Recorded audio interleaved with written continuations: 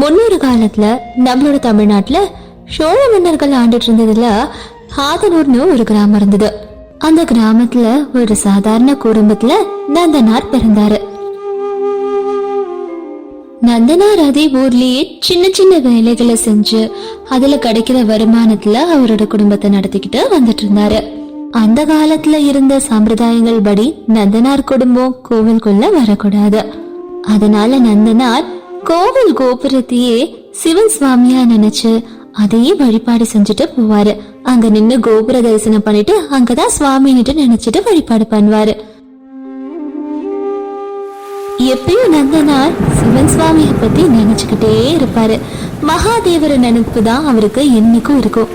அதே கிராமத்துல நந்தனார் ஒரு பிராமணர் கிட்ட சின்ன சின்ன வேலைகளை செஞ்சுக்கிட்டு இருந்தாரு. அப்படியே நாட்கள் மாதங்கள் கடந்துகிட்டே இருந்தது. ஒரு நாளைக்கு நந்தனார் ஊர்ல இருக்க சிவாலயத்துக்கு கிளம்பி போனாரு. அப்ப அவரு இப்படி நினைச்சிட்டு இருந்தாரு, என்னோட வாழ்க்கையில ஒரு தடவையாவது சிவனப்பாவை நான் தரிசனம் பண்ணோம். நான் பரமேஸ்வரரை ஒரு தடவையாவது காணணும்ன்றதே ஆசை. இப்ப போனா அவரு தரிசனம் கொடுக்கறாரா என்னன்னு தெரியலையே. எனக்கு தரிசனம் கொடுங்க பரமேஸ்வரா. அப்படி யோசிச்சுட்டு நடந்து போன நந்தனார் கொஞ்ச நேரத்திலே சிவாலயத்துக்கிட்ட போய் நின்னாரு. அப்படியே யோசிச்சுக்கிட்டு இருக்கும் போது கோவில்ல இருந்து வெளியே ஒருத்தர் வந்தார். அவரு நந்தனார் சிவாலயத்துக்கு வந்ததை பார்த்ததும் அவர்கிட்ட, ஏய், உனக்கு எத்தனை தடவை சொல்றது உங்களை மாதிரி ஆளுங்கெல்லாம் இந்த கோவிலுக்குள்ள வரக்கூடாதுன்னுட்டு. எனக்கு கோவம் வரத்துக்குள்ள நீ இங்க இருந்து கிளம்பி போ இங்க இருந்து அப்படின்னு அவர் நந்தனார் கிட்ட சொன்னதும் நந்தனாருக்கு வேற வழி எதுவும் இல்லாததுனால மறுபடியும் கோபுரத்தையே தரிசனம் பண்ணிட்டு ரொம்ப சோகத்தோட கவலையோட அங்கிருந்து நடந்து போனாரு. அப்பா சிவனப்பா, மகாதேவா, பரமேஸ்வரா, எனக்கு உன்னை பாக்கணும்னு ரொம்ப ஆசையா இருக்கு. நானும் எல்லார் மாதிரியும் உன்னோட குழந்தைங்க தானே. இந்த ஜென்மத்துல உன்னை பாக்குற பாக்கியம் எனக்கு கிடைக்குமோ கிடைக்காதோ அப்படின்னு சொல்லிட்டு அவர் பாட்டுக்கு அவர் வேலையை பார்க்க கிளம்பி போயிட்டாரு. ஒரு நாளைக்கு அந்த கிராமத்துக்கு ஒரு முனிவர் ஒருத்தர் வந்தாரு. அவரு வழியில நடந்து போயிட்டு இருக்கும் போது அவருக்கு எதிர்க்க நந்தனார் சிவநாம சொல்லிக்கிட்டு ஜெபிச்சுக்கிட்டே வரத கவனிச்சாரு அந்த முனிவர். ஓம் நம சிவாய, ஓம் நம சிவாய, பரமேஸ்வரா, மகாதேவா, நம்ம பார்வதி பதே ஹர ஹர மகாதேவா, சம்போ சங்கரா அப்படின்னு அவர் சொல்லிட்டு இருந்ததை கவனிச்சு முனிவர் நந்தனாரை நிப்பாட்டி அவர்கிட்ட இப்படி சொன்னாரு, தம்பி, யார் உன்னை பார்த்தாலும் உன்னை ரொம்ப பைத்தியக்காரன்னு நினைப்பாங்க. ஆனா உனக்குள்ள சிவபக்தி இருக்கிறது எனக்கு நல்லா தெரியுது. நான் இன்னைக்கு திருப்பமூர்னுட்டு ஒரு கிராமத்துக்கு போயிட்டு இருந்தேன். அங்க ஏராளமான சிவலிங்கங்களை பார்த்து தரிசனம் செஞ்சுட்டு வந்தேன் தெரியுமா. நீங்க ரொம்ப அதிர்ஷ்டம் செஞ்சிருக்கணும் சாமி. எனக்கு சிவையாவை பாக்குற பாக்கியம் தரிசனம் பண்றது எப்ப கிடைக்கும்னே தெரியாது தெரியுமா. எனக்கெல்லாம் இது வரைக்கும் கிடைச்சதே இல்லை. அட, திருப்பமூர் உன்னோட கிராமத்துக்கு பக்கத்துல தான்ப்பா இருக்கு. நீ கூட உன்னோட சகோதரர்கள் சிநேகிதர்களோட போயிட்டு தரிசனம் பண்ணிட்டு வா. ரொம்ப அற்புதமான விஷயத்த சொல்லிருக்கீங்க சுவாமி. கண்டிப்பா நான் போயிட்டு வரேன். அந்த முனிவர் இதெல்லாம் சொல்லிட்டு அங்க இருந்து கிளம்பி போயிட்டாரு. முனிவர் அங்க இருந்து போனதுக்கு அப்புறமா போட்டுக்கு கூட சரியான ஆடைகள் இல்லாம துணி இல்லாம நந்தனார் இப்படி நினைச்சாரு, இவ்வளவு நாள் இந்த கோபுரத்தையே சிவனையாவா நினைச்சு நான் தரிசனம் செஞ்சு பிரார்த்தனை பண்ணிட்டு இருந்தேன். ஆனா முனிவர் சொன்ன மாதிரி அந்த திருப்பம்பூருக்கு கண்டிப்பா போய் சிவையாவ தரிசனம் பண்ணணும். அவரை பார்த்தாதான் எனக்கு சந்தோஷம். அப்படியே கொஞ்ச நாட்கள் கழிச்சு நந்தனார் அவரோட சிநேகிதரான ஒருத்தரோட திருப்பம்பூருக்கு கிளம்பி அங்க சிவையாவை தரிசனம் பண்ணணும்னு போனாரு. நந்தனார், நம்ம ஊர்ல நம்மளெல்லாம் சிவையாவை தரிசனம் பண்றதுக்கு கோவில் உள்ள கூட விட மாட்டாங்க, வாசல்ல கூட நிக்க விட மாட்டாங்க. கோபுரத்தை தான் பாத்துட்டு வருவோம். அதனால பக்கத்து ஊருக்கு போறோம். பக்கத்து ஊர்லயாவது நம்மள உள்ள விடுவாங்களா? நம்மளால முடிஞ்சதை நம்ம முயற்சி செஞ்சு பார்ப்போம்.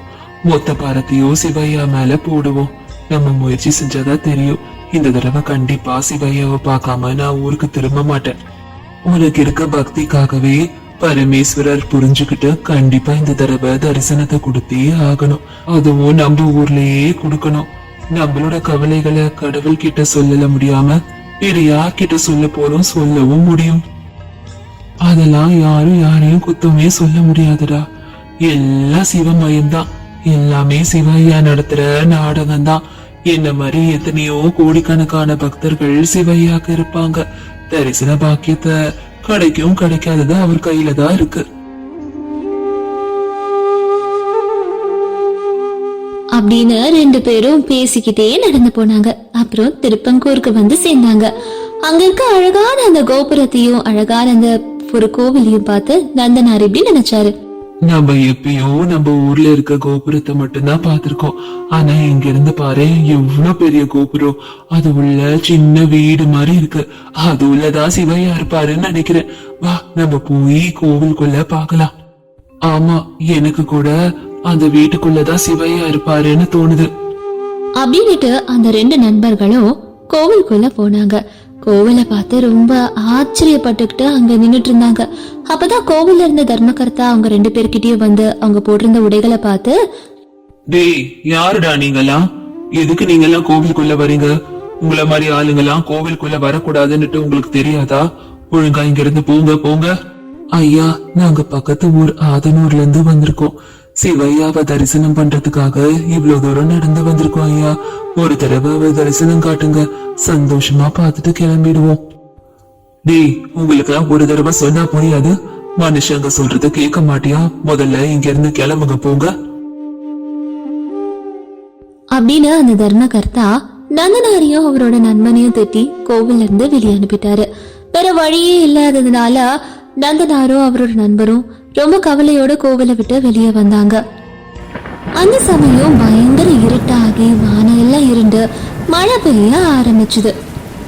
நான் தான் சொன்னேன்ல நந்தனார், நமக்கெல்லாம் அந்த பாக்கியமே இல்ல. பாரு, நம்ம ஊர்லயும் கோவிலுக்குள்ள விடல, பக்கத்து ஊருக்கு வந்தா கூட நம்மள கோவிலுக்குள்ள விடல. இதுதான் நம்ம வாழ்க்கைன்னு நினைச்சுக்க வேண்டியதான். அதுக்கெல்லாம் பிராப்தம் இருக்கணும். ஐயோ, நீ இப்படி எல்லாம் நினைக்கவே கூடாது. அது ரொம்ப தப்பு. கண்டிப்பா சிவையா ஒரு நாள் நமக்கு தரிசனம் கொடுப்பாரு. அது வரைக்கும் நம்ம பக்தியோட காத்துக்கிட்டு இருக்கணும். என்ன பண்றது, இந்த தடவை நமக்கு தரிசனம் கிடைக்கல. ஆனா கோபுரத்தை தரிசனம் பண்ற பாக்கியம் அது நமக்கு கிடைச்சதே. அது வரைக்கும் சந்தோஷம்தான். ஆனா நீ இப்போ கிராமத்துக்கு கிளம்பு. நான் உன் கூட இன்னைக்கு திரும்ப வரல. நான் எப்படியாவது சிவையாவோட தரிசனம் பார்த்துட்டு தான் வீடு திரும்புவேன்னு இருக்கேன். நீ கிளம்பு, நான் இங்கே இருந்து அவரை பார்த்துட்டு வரேன். என்னை பத்தி கவலைப்படாத. சரி, நான் இப்போ நம்மளோட ஊருக்கு கிளம்புறேன். நீயும் சீக்கிரமா சிவையாவை பார்த்துட்டு வந்துரு. கோபுரத்தோட வாசல்லே நின்னுட்டு அப்படி இப்படின்னுட்டு பாத்துக்கிட்டே இருந்தாரு. என்னென்னவோ செஞ்சு பார்த்தாரு சிவையாவோட தரிசனம் கிடைக்கிறதுக்காக. ஆனா கோவில்ல நந்தனாருக்கும் சிவையாவுக்கும் நடுவுல பெரிய நந்தி ஒண்ணு இருந்தது. எப்படி பார்த்தாலும் நந்தியோட பின்புறம் மட்டும்தான் தெரிந்தது, சிவையா தெரியல.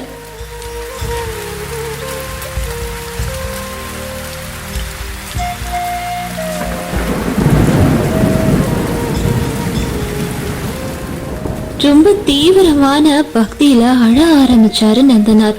வருத்தத்தோட இருந்தாலும் சிவையாவை பார்க்க முடியலன்னு அழுக வந்தது. சுவாமியை தரிசனம் பண்ண முடியலேன்ற ஆதங்கத்துல கோபுரத்தோட வாசலுக்கு எதிர்க்க நின்று ஒரு கால்ல ஏகபாதாசனால நின்று பரமேஸ்வரர் கிட்ட இப்படி நினைச்சாரு,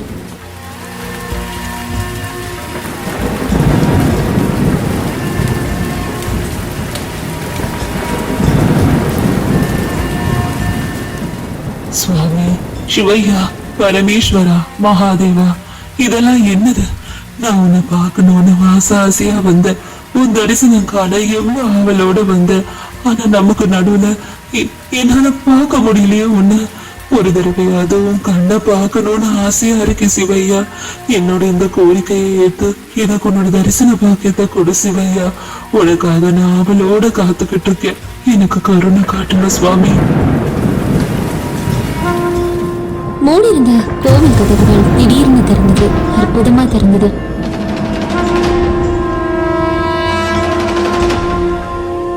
கர்ப்பகுடிக்குள்ள இருக்க பரமேஸ்வரர் அவருக்கு எதிர்க்க இருந்த நந்தி கிட்ட இப்படி சொன்னாரு, நந்தி, உனக்கு பின்னாடி என்னோட தீவிரமான பக்தர் ஒருத்தர் என்ன பார்க்க முடியாம தரிசனம் பண்ண முடியாம நின்னுட்டு இருக்கான்.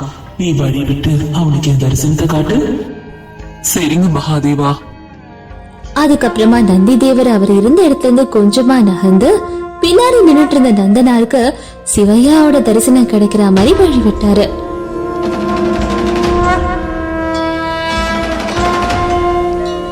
வெளியே கோபுரத்துக்கு வாசல் வெளியே நின்னுட்டு இருந்த நந்தனார் நந்தி நகர்ந்ததை பார்த்தாரு. பரமேஸ்வரரோட தரிசனம் அவருக்கு கிடைச்சது. தான் ஆசைப்பட்ட சிவையாவோட தரிசனத்தை பார்த்ததுல அவரு ரொம்ப ஆச்சரியப்பட்டாரு. ரொம்ப ரொம்ப சந்தோஷமா அடைஞ்சாரு. அப்படியே சுவாமியே பார்த்துட்டு இருந்தாரு. ரொம்ப ரொம்ப பரவச நிலையில இருந்தாரு. பரமேஸ்வரா, எனக்காக உங்களோட தரிசனத்தை கொடுத்துட்டீங்களா? ரொம்ப ரொம்ப சுவாமி, ரொம்ப நன்றி சுவாமி. எனக்கு இந்த பாக்கியம் மறக்க முடியாத ஒரு பாக்கியம். நந்தனார் அப்படி நினைச்சுக்கிட்டே அன்னைக்கு ராத்திரி முழுக்க சுவாமிய பார்த்தபடியே அப்படியே நின்னுக்கிட்டு அதுலயே லீலமாயிட்டாரு. அதுக்கப்புறம் அடுத்த நாளைக்கு காலையில தேவாலயத்தை திறக்கலான்னு வந்த புரோகிதர் கிட்ட நந்தனார் இப்படி சொன்னாரு. ஐயா, எனக்கு சிவையோட தரிசனம் கிடைச்சது. அதுல எனக்கு ரொம்ப சந்தோஷம். ஆனா கடவுளுக்குன்னு கொடுக்க என்கிட்ட இல்ல. இந்த தேவாலயத்திலேயே எனக்கு சேவை செய்யற பாக்கியத்தை கொடுங்க. எதுவா இருந்தாலும் நான் செய்வேன். எனக்கு அனுமதி கொடுங்க ஐயா. உன்னோட முகத்துக்குலாம் சரிய சிவ தரிசனம் கிடைச்சிருக்கா? நம்பவே முடியல. இங்க பாரு, நீ என்ன செய்யணும்னு நினைச்சாலும் கோவிலுக்கு வெளியே பண்ணு. உனக்குலாம் கோவில் உள்ள பண்றதுக்கு எந்த சேவைக்கும் அனுமதி கிடையாது. உன்னால முடிஞ்சா குளத்தை கொண்டு வா, இல்ல அத மாதிரி ஏற்பாடு பண்ணு. வர வாரத்துல உற்சவம் இருக்கு. இத கேட்ட நந்தனார் மனசுக்குள்ள இப்படி நினைச்சாரு. சேவா எங்க செஞ்சாலும் சேவா சாமிக்கு தானே. அப்ப இப்பவே நானு குளம் வர வைக்கிறதுக்கான எல்லா ஏற்பாடுகளையும் செய்யணும். அதுவும் சேவைதான் அப்படின்னு நினைச்சாரு நந்தனார். கோவிலுக்கு வெளியே தோண்ட ஆரம்பிச்சாரு குளம் வர வைக்கிறதுக்காக. பயங்கர தீவிரமா கடும் தவ இருந்து தோன்ற மாதிரி தோண்டிட்டு இருந்தாரு. ஒரு நேரம் ஒரு நிமிஷம் கூட ரெஸ்ட் எடுக்காம வேலை செஞ்சாரு. இன்னொன்னு பக்கத்துல தண்ணி சாப்பாடு எதுவும் இல்லாம சிவபக்தியிலே லீலமாயி எப்படியாவது குளத்தை உருவாக்கணும்னு செஞ்சுட்டு இருந்தாரு.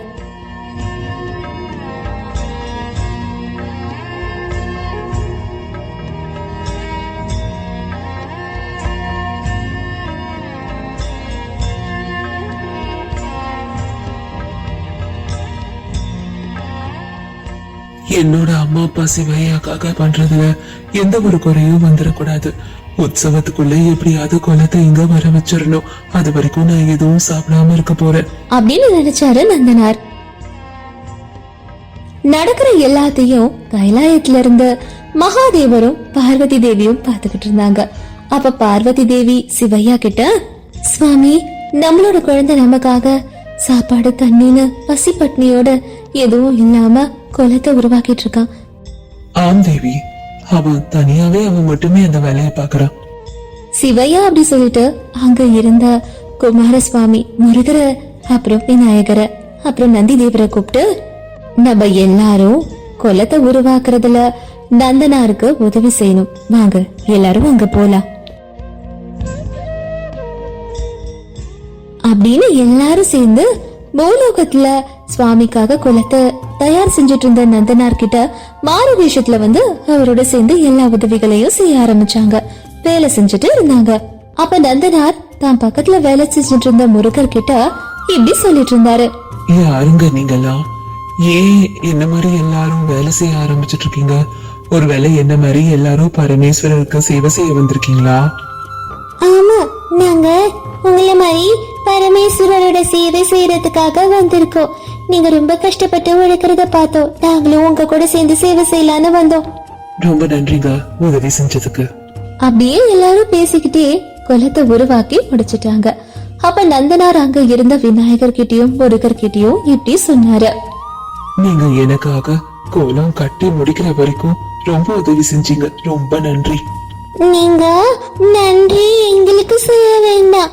நீங்க நன்றி சொல்ல வேண்டியது எங்களோட எஜமானுக்கும் எஜமானிக்கும் அவங்களுக்கு தான் சொல்லணும். எஜமானுக்கும் எஜமானி அம்மாக்கும் நீங்க நன்றி சொன்னா போதும். அதோ அவங்க 2 பேரும் அங்க இருக்காங்க, அவங்களுக்கு சொல்லுங்க. சரி, நான் அவங்களுக்கு நன்றி சொல்லிட்டு வந்துடுறேன் அப்படின்னு நந்தனார் சொன்னாரு. அவங்க கிட்ட போய் நன்றிகளை சொல்லலான்னுட்டு போனாரு. ஆனா கொஞ்ச நேரத்துக்குள்ளேயே அவங்க எல்லாரும் அங்க இருந்து மாயமா மறைஞ்சு போயிட்டாங்க. நந்தனாருக்கு ரொம்ப ஆச்சரியமா இருந்தது. என்னடா அதுக்குள்ள மாயமாயிட்டாங்களேன்னுட்டு ரொம்ப நேரம் யோசிச்சதுக்கு அப்புறம் தான் அவருக்கு புரிஞ்சது வந்தது யாருன்றதே. ஐயா பரமேஸ்வரா, பார்வதி பரமேஸ்வரா, என்னோட கஷ்டத்தை பார்த்து எனக்காக எல்லாரும் சேர்ந்து கைலாயத்துல இருந்தே வந்திருக்கீங்களா? உங்களோட லீலையே லீலை, அற்புதம். நம்ம பார்வதி பதி ஹர ஹர மகாதேவா शंभु शंकरा, नम पार्वती पति हर हर महादेवा शंभु शंकरा, ओम नमः शिवाय. திருப்பங்கூர்ல தரிசனம் ஆனதுக்கு அப்புறமா சிதம்பர கஷேத்திரத்துல பக்தர் நந்தனாருக்கு எப்படி தரிசனம் கிடைச்சது, அதுக்கப்புறம் நந்தனார் எப்படி பரமேஸ்வரர் சேர்ந்தாருன்றத பார்ட் 2 வீடியோல பார்க்கலாம். அற்புதமான கதையை அடுத்த பாட்டுல பார்க்கலாம். நன்றி, வணக்கம்.